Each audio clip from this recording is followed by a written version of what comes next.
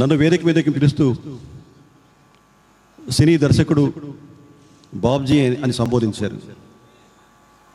అది నాకు సంతోషమే. కానీ ఇక్కడ ఈ సందర్భంలో ఈ వేదిక పైన ఈ ఊరిలో మీ అందరి ముందు మీ బిడ్డగా మీ సోదరునిగా నేను కోరుకునేది అది కాదండి. ఒక్క రోజైనా ఒక్కసారైనా కమ్యూనిస్టుగా బ్రతుకునేస్తామా? ఆ గొప్ప నీకు తెలుస్తుంది మిత్రమా. వర్గరహిత స్వర్గమది నేస్తమా, అచట మానవతే విలసిల్లును మిత్రమా అనే ఒక గొప్ప సాంగ్ని, అద్భుతమైన పాటను, కమ్యూనిస్టు ఉద్యమ చరిత్రలో చిరకాలం ఉండిపోయే ఒక పాటను రాసే అదృష్టాన్ని, జ్ఞానాన్ని ఇచ్చిన కమ్యూనిస్టు బిడ్డగా నన్ను మీరు ఈ వేదిక మీదకి ఆహ్వానించారని చెప్పి నేను సాంప్రదాయవాదులు కొన్ని పదాలు వాడుతుంటారు. ఈ జన్మకు ఇది ఒక వరం, నా జన్మ ధన్యమైంది. అటువంటి పదాలు ఇక్కడ వాడచ్చు లేదు, కానీ అవి రెండు కరెక్ట్గా నాకు సరిపోతాయి ఆ పాట కారణంగా. ఎక్కడికి పోయినా ఈరోజు నన్ను సినీ దర్శకుడు బాబ్జీ కంటే కూడా ఒక్కరోజైనా ఒకసారైనా కమ్యూనిస్టుగా బ్రతుకునేస్తామా అనే పాట రాసిన రచయితగా సంబోధిస్తూ, పిలుస్తూ, ప్రేమిస్తూ హక్కును చేర్చుకుంటూ ఉండడం నిజంగా నా అదృష్టం అండి. ఇక్కడ కార్మిక చట్టాల గురించి, హక్కుల గురించి, వాటిని హరిస్తున్న అదృశ్య హస్తాల గురించి, ప్రత్యక్ష హస్తాల గురించి ఇక్కడ ఉన్న పెద్దలు, నాయకులు మాట్లాడినంత గొప్పగా, లోతుగా మాట్లాడే పరిజ్ఞానం నాకు లేదు. కానీ సిఐటి జాతీయ మహాసభలు విశాఖపట్నం నగరం నడిబొడ్డున జరుగుతున్న వార్త విన్నప్పటి నుంచి, నేను ఎప్పుడో విద్యార్థిగా ఉన్నప్పుడు పాడుకున్న ఒక పాట ఎప్పుడు ప్రతిరోజు నా నాలుక పైన ఆడుతూనే ఉంది. పాట పూర్తిగా గుర్తులేదు, కానీ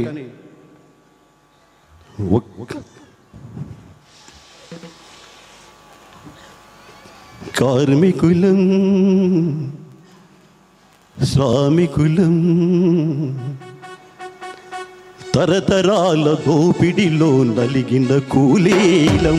కార్మికులం శ్రామికులం తరతరాల దోపిడిలో నలిగిన కూలీలం, నలిగిన కూలీలం.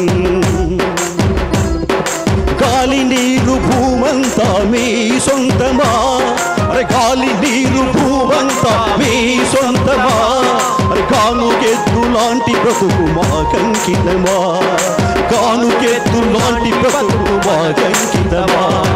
గాలి నీరు భూమంతా మీ సొంతమా, కానుకెద్దు లాంటి బ్రతుకు మా కంకితమా. ఈ పాట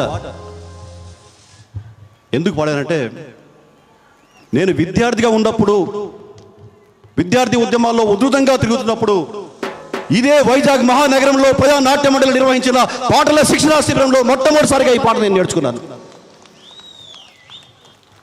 అంటే అప్పుడు నేర్చుకున్నాను కాబట్టి అప్పటి నుంచి ఇంతవరకు ఈ వయసును, క్యాలెండర్లను లెక్కపెట్టి చెప్పడం కోసం నేను చెప్పట్లేదు. విద్యార్థిగా ఉన్నప్పుడు నేర్చుకున్నాను, యువజన ఉద్యమాల్లో ఉన్నప్పుడు నేర్చుకున్నాను, కమ్యూనిస్ట్ ఉద్యమంలో తీవ్రంగా తిరుగుతున్నప్పుడు నేర్చుకున్నాను.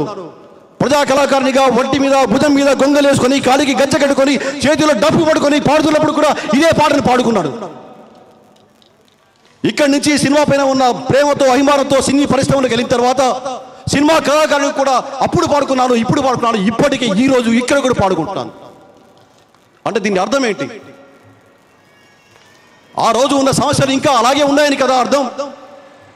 ఆ రోజు ఉన్న కార్మికులపైన జరుగుతున్న దోపిడీలు ఇంకా జరుగుతున్నాయని కదా అర్థం. ఇంకా ఘోరంగా కార్మికుల హక్కులను రాక్షసంగా కాలరాసే దుర్మార్గులు, దుష్టులు రాజ్యం వెళుతున్న ఈ రోజుల్లో నాలాంటి కళాకారులు సినీ పరిశ్రమలు ఉన్నప్పటికీ కూడా ఆ పాటను గుర్తు చేసుకొని ఇంకా ఇంకా పాడుతూనే ఉంటాం చెప్పడం కోసమని ఈ పాట పాడుతున్నాను. గాలి నీరు భూమంతా మీ సొంతమా, మీ సొంతమా. ఎవరైతే కార్మికుల హక్కులను కాలరాస్తున్నారో, అంబానీ, అదానీలారా, ఇది మీకు సొంతమా? సాధ్యం కాదు. ఇది పోరాటాల పురిటిగడ్డ. ఎక్కడో పుట్టి ఎక్కడో పెరిగి ముందు గులాముల్లా వంగి వంగి సలాములు కొట్టుకుంటూ ఈ దేశంలో అడుగుపెట్టిన బ్రిటిష్ ముష్కర్లను ఈ దేశ పొలిమేర నుంచి తరిమి కొట్టడం కోసం ఆ రోజు సాగిన మహోజ్వల స్వాతంత్ర పోరాటంలో వీరుల్లాగా పోరాడి విజృంభించిన వీర విప్లవ సింహం అల్లూరి సీతారామరాజు నడయాడిన గడ్డ ఇది. బ్రిటిష్ ముష్కరుడు రూదర్ఫర్డ్ను ఈ నేలపై నుంచే తరిమి కొట్టిన గడ్డ ఇది. మనకు స్వాతంత్ర పోరాటం గురించి తెలుసు, ఆంగ్లేయుల గురించి తెలుసు, ఎక్కడి నుంచో వలస వచ్చారు ఈ దేశానికి అని తెలుసు. ఆంగ్లేయులు మన దృష్టిలో విలన్స్.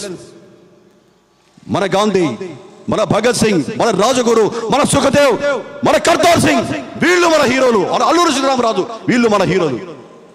ఈ హీరోల గురించి మనకు తెలుసు. కానీ బ్రిటిష్, అంత పెద్ద బ్రిటిష్ పాలకులు, బ్రిటన్ నుంచి, లండన్ నుంచి వచ్చిన బ్రిటిష్ పాలకుల పేరు చెప్పమంటే మనం ఒకే ఒక్క పేరు చెప్తాం, రూదర్ఫర్డ్. రూదర్ఫర్డ్ ఒక్కడే మనకు చాలా మంది తెలుసు. మా అజయ్ శర్మ గారు, ఇలా పెద్ద పెద్ద నాయకులు ఉన్నారు, గ్రంథాలు చదివి చరిత్రను చదివిన వ్యక్తులు, వారికి తెలిసేమో చాలా మంది పేర్లు. కానీ మాకు మాత్రం రూదర్ఫర్డ్ మాత్రమే తెలుసు. అజయ్ శర్మ గారు ఎలా తెలుసు అంటే, మా హీరో సూపర్ స్టార్ కృష్ణ గారు అల్లూరు సీతారామరాజు సినిమా తీశాడు కాబట్టి, ఆ సినిమాను చూశాం కాబట్టి, ఆ సినిమాలో రూదర్ఫర్డ్, ఈ గాలి మీ దేశానికి తీసుకొచ్చావా, ఈ భూమిని మీ దేశానికి తీసుకొచ్చావా, ఈ గాలి మాది, ఈ నేర మాది, ఈ భూమి మాది, నువ్వు ఎవరు రాస్కెల్ మిస్టర్ రూదర్ఫర్డ్ అని పదే పదే ఆ సినిమాలో 100 సార్లు పలికాడు. కాబట్టి అవి విన్నాం. కాబట్టి బ్రిటిష్ వాళ్ళు, బ్రిటిష్ విలన్ అంటే ఎవరంటే రూదర్ఫర్డ్ అని మనకు తెలుసు. అటువంటి రూదర్ఫర్డ్ని తరిమి కొట్టిన గడ్డ విశాఖపట్నం గడ్డ. నేను ఇందాక పాడిన పాట నేను మొట్టమొదటిసారి నేర్చుకుంది ఇక్కడే. నేను ప్రజానాట్య మండలి కళాకారుడిగా మొట్టమొదటిసారి కాదు, కానీ ప్రజానాట్య మండలి కళాకారుడిగా కార్యక్రమాలు చేస్తున్నప్పుడు పదే పదే ఈ నేలకు వచ్చి ఇక్కడికి ఈ విశాఖపట్నంకి వచ్చినప్పుడు, ఇక్కడ బస్సు దిగినప్పుడు, ట్రైన్ దిగినప్పుడు నేను వెంటనే నేలకు తలను ఆనిచి ఓ దండం పెట్టుకున్నాను ఒక వ్యక్తికి.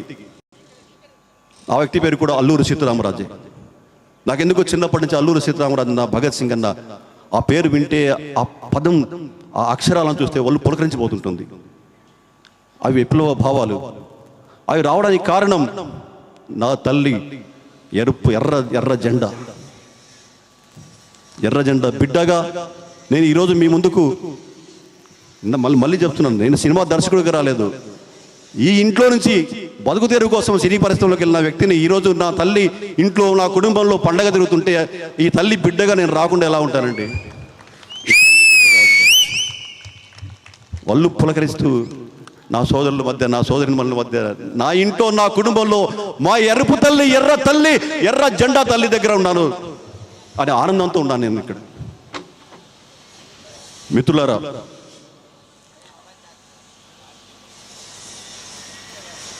మన దేశ సంపదను, మన దేశంలో ఉన్న ఖనిజ సంపదను, మన దేశంలో ఉన్న అటవీ సంపదను, మానవ సంపదను ఇద్దరు గుజరాతీలు అమ్ముతుంటే, ఇద్దరు గుజరాతీలు కొంటున్నారు. అడవులు కదా అమ్ముతున్నారు, ఫ్యాక్టరీలు కదా అమ్ముతున్నారు, పొలాలు కదా అమ్ముతున్నారు అని మనం అనుకుంటున్నారేమో. టోటల్ మన భారతదేశం మొత్తాన్ని అమ్ముతున్నారు. ఈ భారతదేశంలో ఉన్న మన సొంత ఇళ్లను కూడా అమ్ముతున్నారు, మన మిద్దెలను అమ్ముతున్నారు, మన గుడిసెలను అమ్ముతున్నారు, మన కొంపలను అమ్ముతున్నారు. మనం ఉన్న ఇల్లు కూడా మనవి కాకుండానే అమ్మి పారేస్తున్నారు. ఈ నేపథ్యంలో మీ అందరి సమక్షంలో మీ బిడ్డగా, మీ సోదరునిగా నేను ఒక పిలిపిస్తున్నాను. యాక్చువల్గా ఈ పిలుపు నేను కాదు, ఇక్కడ జరుగుతున్న CUTU మహాసభలో అక్కడ మాట్లాడతారేమోనేమి అని ఈరోజు సభలో ఇక్కడ మన బిడ్డడు, మన సోదరుడు తన చిరు ఆశలాగానో, ఒక నినాదం లాగానో, ఒక కోరికలాగానో ఈ పిలిపించాలని చెప్పేసి అక్కడ చర్చ జరుగుతుందేమో, ఇక్కడి నుంచి ఆ పిలిపిస్తారని చెప్పేసి ఆ మాట మీ అందరి ముందు సభాముఖంగా చెప్తున్నారు. మరో స్వాతంత్రానికి మనం సిద్ధం కావాల్సిన సందర్భం, పరిస్థితి ఈరోజు ఉంది మిత్రులారా, సోదరులారా. అప్పుడు అంతే కదా, పొట్ల చేత పట్టుకుని వ్యాపారం కోసం వచ్చిన బ్రిటిష్ ముష్కరులు మనం దోచుకున్నారు. మన రాష్ట్రాలను, మన దేశాలను, మన గ్రామాలను.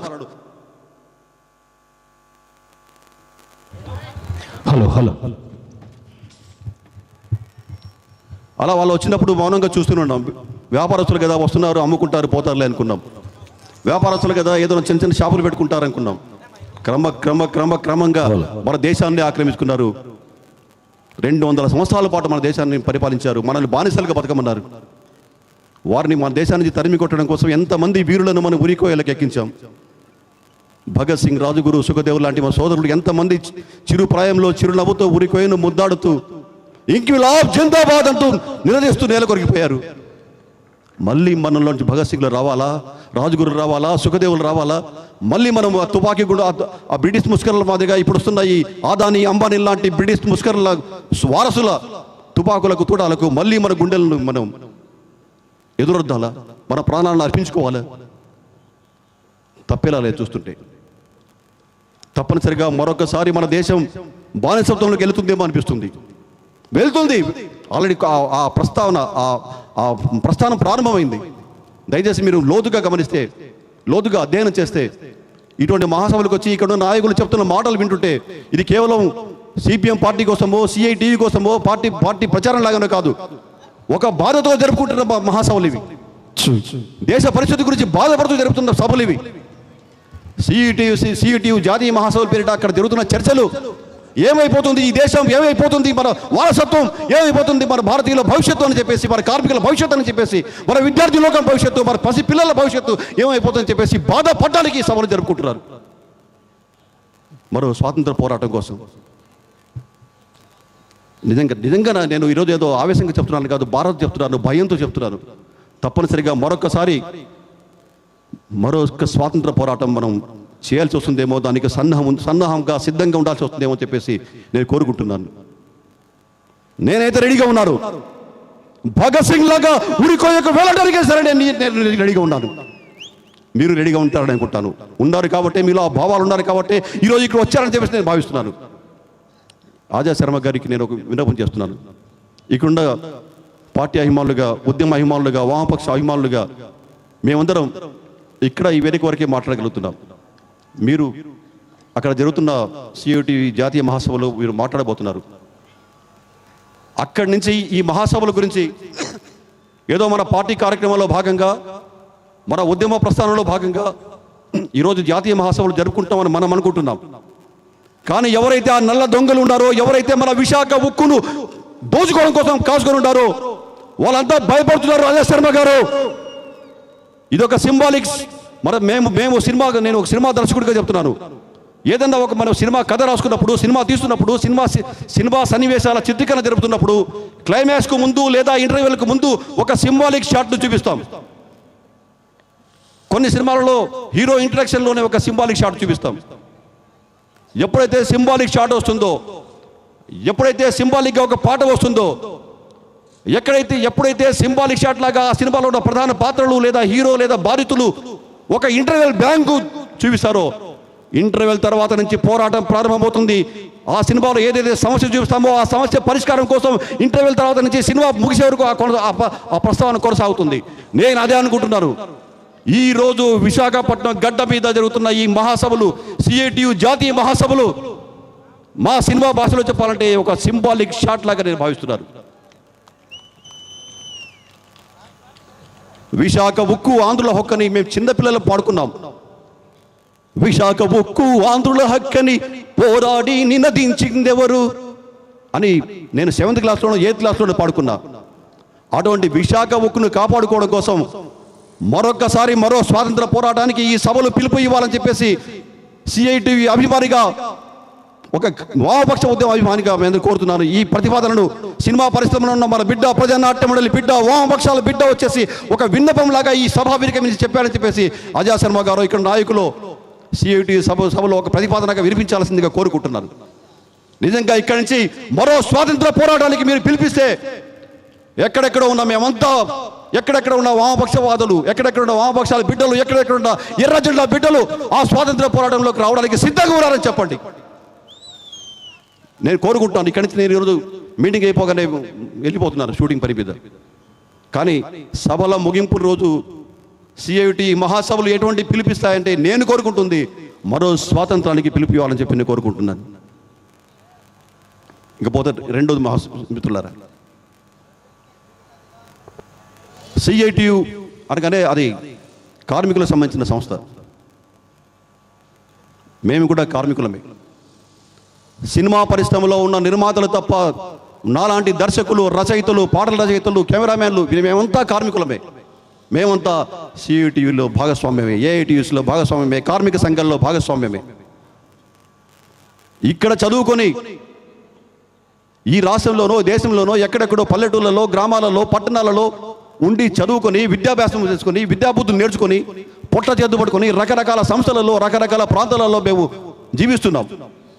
కొంతమంది ఉద్యోగాలు చేస్తున్నారు, కొంతమంది వ్యాపారాలు చేస్తున్నారు. నాలాంటి వాళ్ళు సినిమా పరిశ్రమల్లో సినిమా కార్మికులంగా మేము అక్కడ ఉంటున్నాం.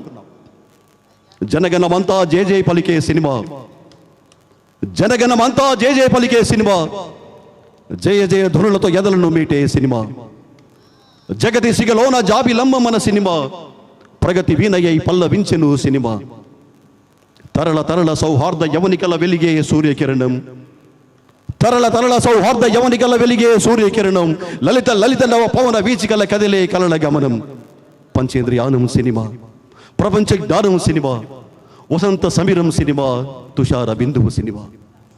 సినిమా అంటే ప్రపంచానికి రాసే ప్రేమ లేఖ, సినిమా అంటే ప్రపంచానికి రాసే ప్రేమ లేఖ, సినిమా అంటే ప్రజల గుండెల్లో గీసే చిత్రలేఖ అని భావిస్తున్న వ్యక్తులం మేము. సినిమా అంటే మేము వ్యాపారంగా భావించట్లేదు. సినిమా అంటే కేవలం వినోదం కోసమో ఉల్లాసం కోసమో ఏదో ఆనందం కోసమో మేము ఇక్కడి నుంచి ఈ ఉద్యమాల నుంచి ఇక్కడ ఉద్యమకారులుగా విప్లవకారులంగా పోరాటాల్లో ఉన్న మేము ఇక్కడి నుంచి సినిమా పరిశ్రమలకు వెళ్ళింది కేవలం ఆటపాటలతో ఆనందం కోసం కాదు. మానవ జాతిపైన మనుషులపైన ప్రజలపైన విపరీతమైన ప్రభావాన్ని చూపించే సినిమా మాధ్యమం నుంచి మేము ఏదైతే నేర్చుకున్నామో తల్లిదండ్రుల నుంచి లేకపోతే ఉద్యమ నాయకుల నుంచి రాజకీయ పాఠశాలలోకి వెళ్ళి విద్యార్థి ఉద్యమాల్లోనో యువజన ఉద్యమాల్లోనో ప్రజా నాట్యమండలిలోనో మేము ఏదైతే నేర్చుకున్నామో దాన్ని ఎక్కువ మందికి చెప్పాలనుకుంటున్నాం. ఒక నాటకం వేస్తే ఈ విధంగా ఒక వేదిక మీద ఉంటాం, ఒక 100 మంది 200 మంది 1000 మంది ఉంటారు. లేదా ఒక పాట పాడితే ఒక 1000 మంది వింటారు. అదే మేము ఒక సినిమా తీస్తే లక్షలాది మంది కోట్లాది మందికి వెళ్తుంది. కాబట్టి ఆ సినిమాను కేవలం వినోదం కోసమో లేకపోతే ఉల్లాసం కోసమో ప్రజలను రెచ్చగొట్టడం కోసమో చెడగొట్టడం కోసమో తీస్తున్న పరిస్థితుల్లో అక్కడికి కూడా వెళ్ళి సినిమా పరిశ్రమను ప్రక్షాళన చేసి మన ఎర్ర జెండాతో వెండి తెరలు ఎరుపుగా మార్చాలనుకుంటున్నాం, అరుణారుణంగా మార్చాలనుకుంటున్నాం. ఆ క్రమంలోనే మేము వెళ్ళాం. ఏదో బాబ్జీ అనే వ్యక్తి మన పార్టీలో పనిచేశాడు, అక్కడికి వెళ్ళాడు, ఏదో సినిమాలు తీస్తున్నాడు, అతను సినిమాలు తీసి విడుదల చేసినప్పుడు మనం అందరం చూద్దాం అని దయచేసి అనుకోవద్దు. ఎందుకంటే నేను ఈ మధ్యకాలంలో చేసిన పోలీసు వారి హెచ్చరిక అని ఒక సినిమా తీశాను మిత్రులారా. కళా ప్రపంచం చైతన్యమే మా సాధన, ఉద్యమమే మా గీతం అనే ప్రజా నాట్య మండలి పొత్తిళ్లలోంచి సినిమా పరిశ్రమలకు వెళ్ళినాం. మేము ఏదైతే ఇక్కడ నేర్చుకున్నామో ప్రజలను చైతన్యవంతం చేయడం కోసం సినిమా అనేది ఒక బలమైన సాధనం అనుకొని అప్పటికే మేము సినిమా పరిశ్రమలోకి ప్రవేశించినప్పుడు ఉన్న టి కృష్ణ గారు, మాదాల రంగారావు గారు వాళ్ళు తీసిన సినిమాలు, అప్పుడు వచ్చిన ఎర్ర సినిమాలు, ఆ తర్వాత కూడా క్రమంలో టి కృష్ణ మెమోరియల్స్ నుంచి నాగేశ్వరరావు గారు, ఈతరం ఫిల్మ్స్ నుంచి బాబురావు గారు వీళ్ళందరూ తీసిన సినిమాలు చూసి ఉత్తేజపూరితమై ప్రజానాట్య మండలి కళాకారులుగా ఇక్కడ మేము భూమి భాగతమో రాజకీయ భాగతమో వేస్తుంటే ఒక 1000 మంది మాత్రమే చూస్తున్నారే. అదే సినిమాకు లక్షలాది మంది వస్తున్నారే. ఏ లక్ష్యంతో అయితే మనం ఒక కళారూపాన్ని తయారు చేస్తున్నామో ఆ కళారూపం యొక్క లక్ష్యం విస్తృతంగా ఇంకా ఎక్కువ మందికి, లక్షలాది మందికి, కోట్లాది మందికి వెళ్ళాలంటే సినిమా కదా కరైన మార్గం అని చెప్పేసి నేను సినిమా పరిశ్రమలోకి వెళ్ళాను. మేము వెళ్ళిన కొత్తలో నేను అసిస్టెంట్ డైరెక్టర్గానో ఇంకా డైరెక్టర్ కాకముందు ఎర్ర సినిమాలను బాగా ఆడే పరిస్థితి ఉంది. అభ్యుదయ చిత్రాలను బాగా చూస్తున్నారు. దాన్ని ఆ పదం వాడవచ్చు లేదు, అదృష్టం దురదృష్టం పదాలు మనం వాడకూడదు కాబట్టి అది ఆ పదం వాడను. కానీ నేను దర్శకుడు ఆయనకి ఎర్ర సినిమాలను ఎవరు చూడటం లేదు, ఎవరు కొనటం లేదు. మరి నేను వచ్చింది ఎర్ర సినిమాలు తీయడానికి, అభ్యుదయ చిత్రాలను తీయడానికి, ఉద్యమ చిత్రాలను తీయడానికి. ఏదైతే నేను ప్రజా నాట్య మండలిలో నేర్చుకున్నానో, వామపక్ష ఉద్యమంలో నేర్చుకున్నానో అటువంటి సినిమాలు చేసి ప్రజలను చైతన్యవంతం చేసే సినిమాలు తీయాలి అని నేను అనుకున్నాను కదా. మరి ఇక్కడ ఏంటి పరిస్థితి? ఎర్ర సినిమాలతో ఎర్ర కథలు రాసుకొని బైండ్లు తీసుకొని వెళ్తే ఏ నిర్మాత ముందుకు రావట్లేదు. ఏదో కష్టపడి సినిమాలు ఇస్తే ఏ డిస్ట్రిబ్యూటర్ కొనటం లేదు, ఎవరు థియేటర్ కూడా ఇవ్వట్లేదు. ఇటువంటి పరిస్థితుల్లో ఏం చేయాలని చెప్పేసి తపన పడుతూ నానా అవస్థలు పడుతూ మొత్తానికి ఈ మధ్య చేసిన పోలీసు వారి హెచ్చరిక సినిమాలో చాలా జాగ్రత్తగా అందరికీ నచ్చే కమర్షియల్ ఎలిమెంట్స్తో అందరికీ కావాల్సిన పాటలు, డ్యూయట్స్, ఫైట్స్, క్రైమ్ అన్నీ పెడుతూ ఎవరైతే ఎర్ర సినిమాలను కొనరో, ఎవరైతే విప్లవ చిత్రాలను ఆదరించారో, ఎవరైతే విప్లవ చిత్రాలు, అభ్యుదయ చిత్రాలు, ఎర్ర కమ్యూనిస్టుల సినిమాలు బయటికి రాకుండా చేయాలి, విడుదల చేయకుండా చేయాలి, వాళ్ళకు థియేటర్లు ఇవ్వకూడదు, వాళ్ళకు డిస్ట్రిబ్యూషన్ చేయకూడదని కొంతమంది దుర్మార్గులు, దోపిడీదారులు